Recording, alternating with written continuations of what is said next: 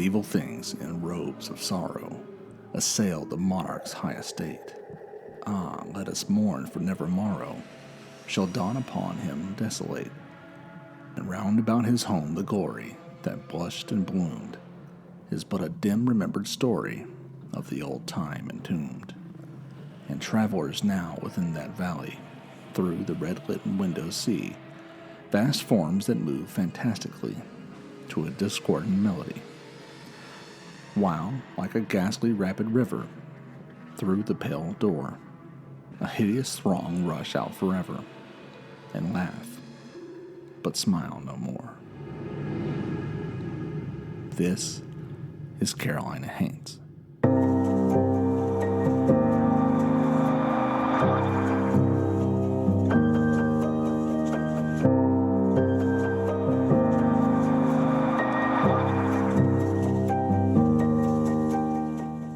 Welcome, dear listener, to the Carolina Haints podcast, brought to you by Wreak Havoc Productions in a Darker World. I'm your host, Dan Sellers.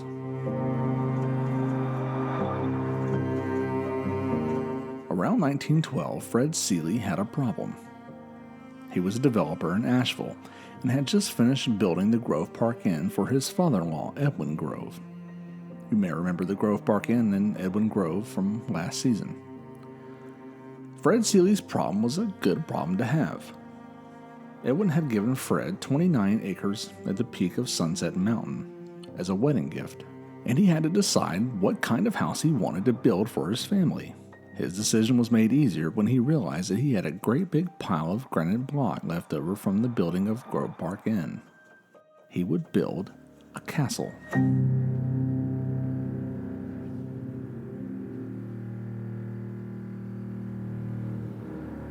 He designed and built the 20,000 square foot castle himself, styling it after Ford Abbey in Dorset, England. The castle was called Seeley Castle, but many know it as the Overlook Castle. Some of the characteristics of Seeley include a fireplace mantel from a house once owned by Queen Victoria, actual pieces of the Tower of London and the Blarney Stone embedded in one of the walls, and lion statues from an Atlanta courthouse that was burned to the ground during the Civil War. Thomas Edison himself was friends with Edwin Grove and Fred Seeley, and he personally installed the closet doors in the bedroom. They had special switches built in so that the lights would come on automatically as the door was opened. The castle was frequented by many of Seeley's other friends as well. Friends like Henry Ford, Harvey Firestone, and President Woodrow Wilson. The grounds of the castle were equally impressive, featuring English gardens, fountains, fish ponds, rose gardens, and even a deer park. Fred Seeley passed away in 1942, and his wife sold the castle to the Asheville Biltmore College. And in 1961, the college moved to a new location and changed its name to the University of North Carolina at Asheville. The house then sat vacant for many years until a man named Jerry Sternberg bought it. Sternberg claimed that there was a spirit in the castle. However, no one other than Sternberg ever claimed to have experienced anything paranormal in the house, so he may have been embellishing a bit. Sternberg wrote a book about his time in the castle in which he said, "If you sat in the great room on a dark night, you would occasionally see an eerie, sylph-like figure whisk through the room, never pausing and never threatening. The kids gleefully called it Chappie and squealed delight in its presence. Unfortunately, there were no bizarre happenings that anyone knew of that might have spawned this supernatural being. And while I hate to dispel romance and adventure, I always figured it was a reflection of some kind of light from Tunnel Road. Or was it?"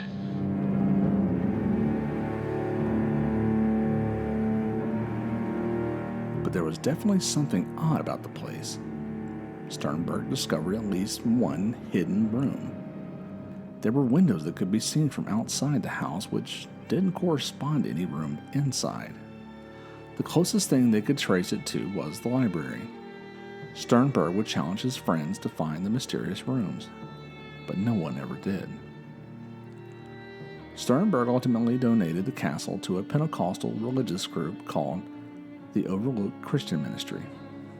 The church encouraged speaking in tongues and released a book called A Castle in the Kingdom.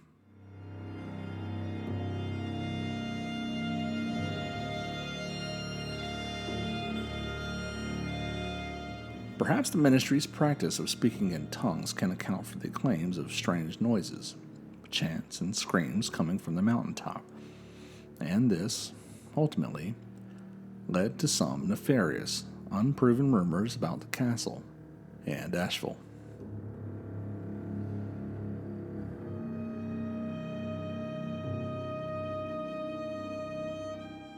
If you recall our episode on Pazuzu Algarad a few years ago, you may remember the Satanic Panic from the 80s and 90s.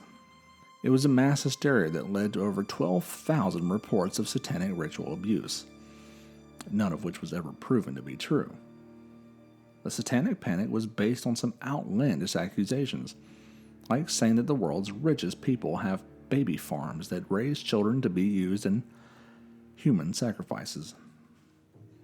They also claimed that children were being abducted and flushed down toilets where they would be raped and eaten whole.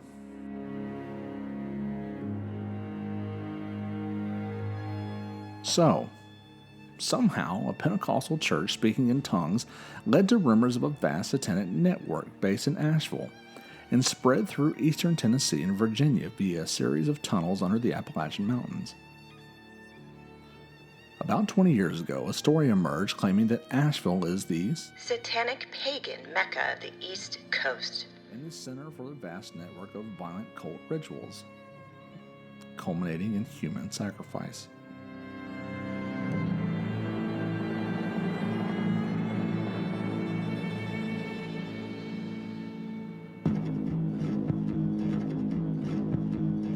The author once again alleges the existence of satanic baby farms where 1 million children are abducted or bred for human sacrifice every year.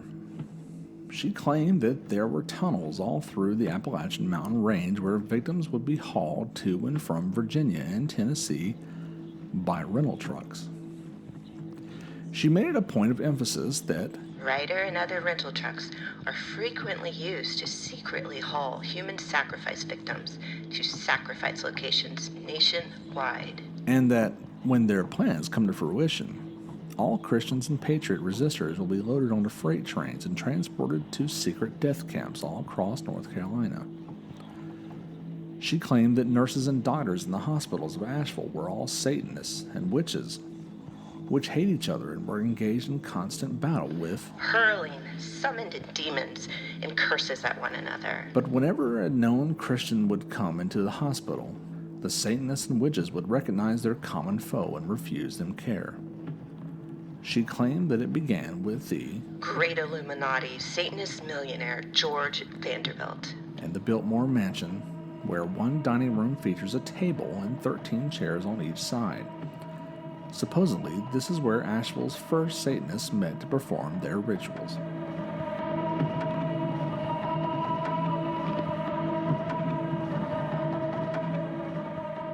But the author focused a lot of her attention on Sealy Castle.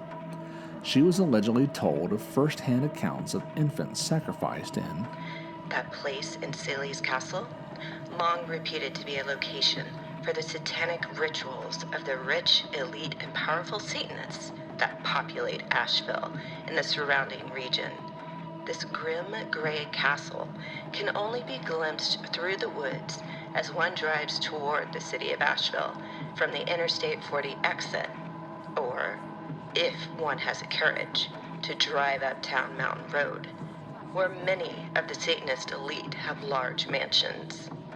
As other former Satanists have admitted, many a human sacrifice ritual has taken place within its gray stone walls. Of course, no evidence for any of these accusations have ever surfaced in the 20 years that follow. The Satanic Panic of Asheville has largely been forgotten. But, then again, perhaps that was the purpose, after all, for the secret rooms of Sealy Castle.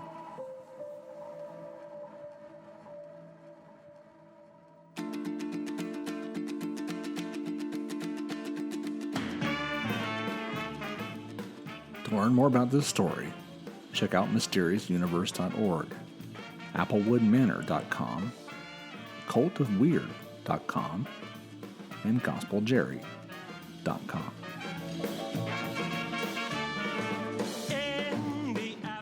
This episode was researched and written by Jeffrey Cochran and was produced and hosted by me, Dan Sellers. Special thanks to Al Julian and Jennifer Trudrung for their additional vocal talents in this episode. People listen attentively. About future calamity. You can find the Carolina Haints podcast on iTunes, Stitcher, Spotify, iHeartRadio, and YouTube. Or you can listen directly from the feed at carolinahaints.libsyn.com. Be sure to subscribe, share, and leave a review. And don't forget to like us on Facebook at facebook.com/CarolinaHaints. I'm on Instagram at Recover Productions and on Twitter at Hank vs. the Undead. You can find everything about Carolina Haints, including upcoming appearances and book readings, at our website, carolinahaints.com. You can find the Carolina Haints book in all major bookstores, including Barnes & Noble, Books A Million, Amazon, or perhaps even your local library. Feel free to reach out to me directly at carolinahaints@gmail.com. We'll be back in 2 weeks with a new episode. Tune in then to hear more about those things that go bump in the night.